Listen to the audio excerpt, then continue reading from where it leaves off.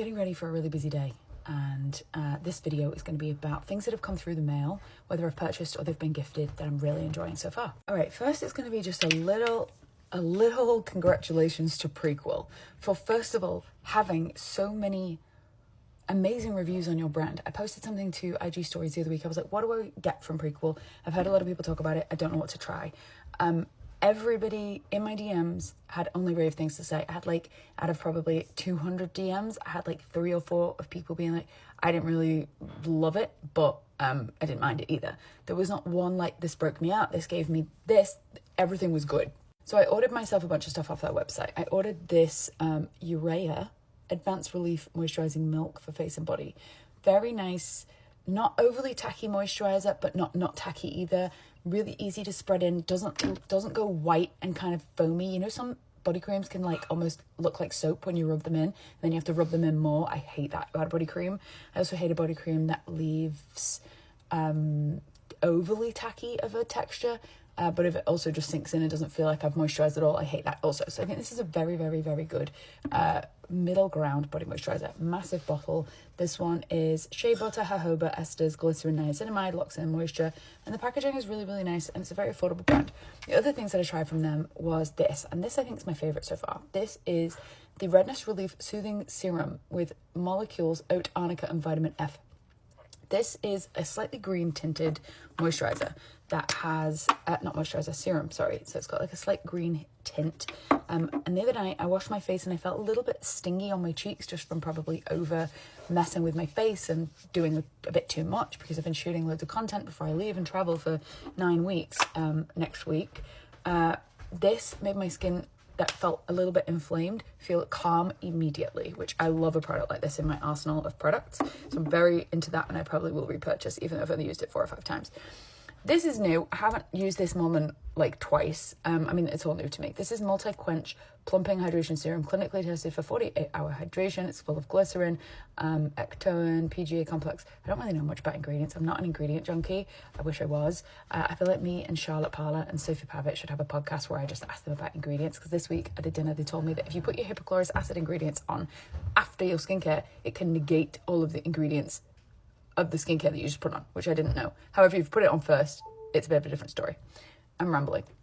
This is just like a gorgeous hydrating serum that it literally just says multi-level rehydrating serum formulated with dual weight polyglutamic acid, glycerin, and so on and so forth. My skin to help skin's natural moisturization and improve the skin barrier. I'm all about anything that's going to support my skin barrier, because I do a lot to my skin. So I really liked that. But then I also really love this. This is called the Skin Utility Balm. Dimethicone, shea, cica, and lipid complex. It's a big tube. I feel like I can use this on my lips as a lip balm. I can use it on my cheeks as an occlusive to like lock in all my other things. Kind of like a skin basedy type product. So I'm very, very, very obsessed with Prequel. And I'm amazed at how, for such a short lifespan, this brand has amassed such a cult following already. And those were things that I purchased based on people telling me to try them because they love them on IG. The next is also something that I bought. This is a foundation from e.l.f. It's called the Soft Glam Setting Foundation. I'm at that stage in my makeup today where I'm going to put foundation on. And I'm really obsessed with this. It's a sort of, I'd say it's a mid-weight foundation cream, lightweight tube, which I love because it doesn't weigh down my makeup bag. This is the shade 20 Light Cool. I'm going to apply it with a brush and just sort of show you the finish. And I like the cool tone of this because it's not overly white, I guess, or cool. I will talk about that for a second, is that sometimes every brand's cool tones or every brand's neutrals or every brand's warms will be different, because everybody's gauge or barometer for what's cool, what's warm, what's neutral, what's red, what's yellow, what's pink is going to be a bit different, almost like denim. Everybody's denim sizing is going to be a bit different. I remember once being in a Gap and being like, I'm a size 2 at Gap. I've never been a size 2 and I will never be a size 2. It's just not how my body is made. But Gap sizing was doing something to trick me into thinking I was a size 2, which actually did make me buy the jeans because I was born in 1983. And I'll say less. But basically, I think that undertones can sometimes get a little confusing because of that as well. So don't overthink it. Just look at what looks nice on your face that blends with your face and your neck. Yesterday, somebody was like, my face is much lighter than my neck. I was like, well, yeah, no, sorry, their neck was much lighter than their face. I was like, well, yeah, this doesn't get half as much sun as this does. So you should have a little bit warmer of a colour. What? If you put a foundation here and it works perfectly, you put it up here, it probably won't work perfectly because it's a different area of your face. Your neck and your face are connected, right? But this has a big shadow from your chin, so it's not going to get the sun. You might get sun here if you wear tops that are open like this. Anyway, I'm rambling. The Fenty lip liners are gorgeous. This one's called Peanut Butter. Have you ever seen the video of the little boy that's like, what's that? And he talks about Nutella, but he calls it peanut butter. So I don't typically like a warm lip liner on me, but this one I don't hate. So this is called Peanut Butter. Just look how easy that spreads. I'm wearing SPF on my face, and exclusively SPF from a brand that is launching one that I can't tell you about because it's not my business. And I was just sent it in advance. Once it's available for me to speak about, I will. But like, wow. And this is a shade that I also liked called Rubber Bands, which I probably like more than Peanut Butter, actually. It's probably a little bit less. This is Peanut Butter. Oops. And this is Rubber Bands. Yeah, this is just a bit darker. That's got a bit more orange in it. It's got a bit more grey, so I do definitely like this one more. This isn't a new product at all, but I just wanted to hit on a little bit of a pink because I think the pink balances that warm tone of that lip liner really well. And so that's going on there. Another Fenty product. This is a blush called Tutu Turnt Suede Powder. I'm going to just see what this looks like on the lip. Oh, yes, please.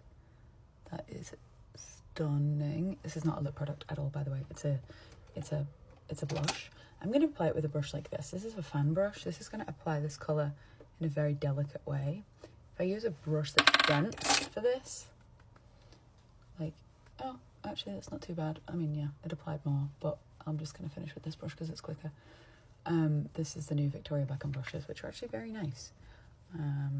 Really well made brushes. Okay, so putting this on, it's kind of like a hybrid highlight blush.